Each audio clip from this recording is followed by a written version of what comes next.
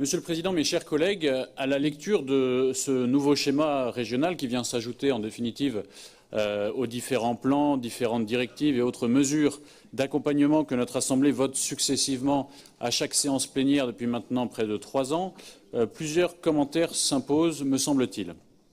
D'une part, sur l'aspect formation professionnelle.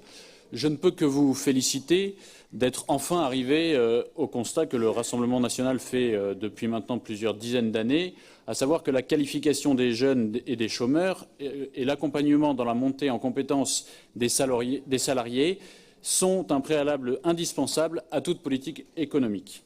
En matière de formation, il est grand temps que l'apprentissage et les métiers manuels, qui ont été trop souvent dévalorisés, retrouvent enfin leur juste niveau pour inciter nos jeunes à suivre ces filières d'excellence dont la France a tant besoin aujourd'hui. Votre volonté de continuer à investir dans des centres de formation et d'apprentissage aura donc tout notre soutien. Un peu plus loin dans le document, vous évoquez votre volonté de mettre en place ce qu'on pourrait qualifier d'équité économique à travers les territoires de Nouvelle-Aquitaine. Belle ambition, certes, mais sans doute un peu naïve si l'on considère que l'attractivité économique ne dépend pas uniquement de notre seule Assemblée régionale, mais aussi des collectivités territoriales sous-jacentes, notamment les départements et les intercommunalités. En effet, ce qui fait la force d'un territoire et sa capacité d'attractivité, des entreprises comme des particuliers d'ailleurs, ce sont les infrastructures dont ils disposent, les services publics qu'ils proposent, une fiscalité avantageuse, aussi bien en matière de CVAE, CFE ou versement transport ou d'autres taxes. Et sur ces différents aspects, le rôle de la région est assez réduit. Les objectifs d'équilibre que vous affichez dans ce document sont donc quelque peu utopistes dans la mesure où seul ce schéma ne suffira pas à les remplir. Sur l'aspect du développement économique en lui-même, et notamment dans la volonté régionale d'agir pour la revitalisation des centres-bourgs, vous avez là encore fini par faire le même constat que celui que nous faisons depuis 30 ans maintenant au Rassemblement national, à savoir que les zones commerciales périurbaines sont un véritable désastre pour le commerce de centre-ville. Vous me direz, chacun avance à son rythme. Mais c'est bien que vous fassiez ce constat, même si on peut regretter que... Non mais ça fait 20 ans que je fais ce constat, mon cher. Vous arrivez à la région. Hein.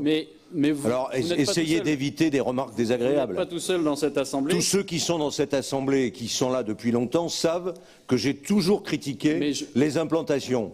Donc je n'avance pas.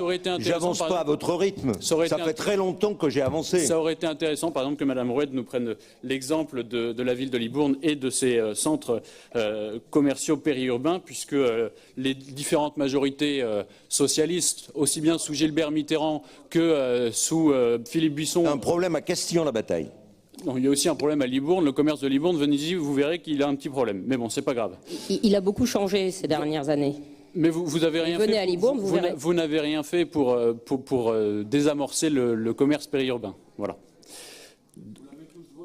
Dans ce Stradet, vous vous présentez encore un peu plus loin comme les garants de l'économie circulaire et d'une politique de transition énergétique venant de la part de familles politiques qui ont largement favorisé pendant des décennies, là encore, et qui continuent à le faire, une mondialisation effrénée avec la libre circulation sans contrôle de personnes, de biens et de marchandises. Reconnaissez que là aussi, c'est assez paradoxal. Mais vous n'êtes pas à une contradiction près.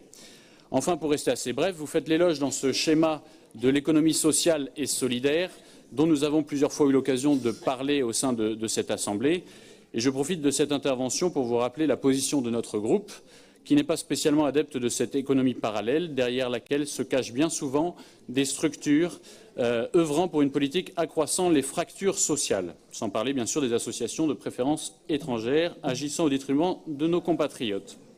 Pour notre groupe, il n'existe en réalité qu'une seule économie, l'économie réelle, celle constituée pour la plus grande part par les TPE et les PME, qui ne bénéficient pas, elles, d'autant d'aides publiques que les structures de l'ESS et qui sont pourtant les premières créatrices d'emplois. En conclusion, le Stradet n'a en réalité pas de réel intérêt pour le développement économique de notre région, car en matière économique, soyons pragmatiques, allons à l'essentiel. Appuyons-nous sur l'agence régionale ADI qui fait du très bon travail pour être aux côtés du TPE et des PME. Continuons d'œuvrer en faveur de l'apprentissage et l'essentiel sera fait. Le reste n'est un petit peu que du superflu sans réelle utilité. Je vous remercie. Alors, je vous rappelle simplement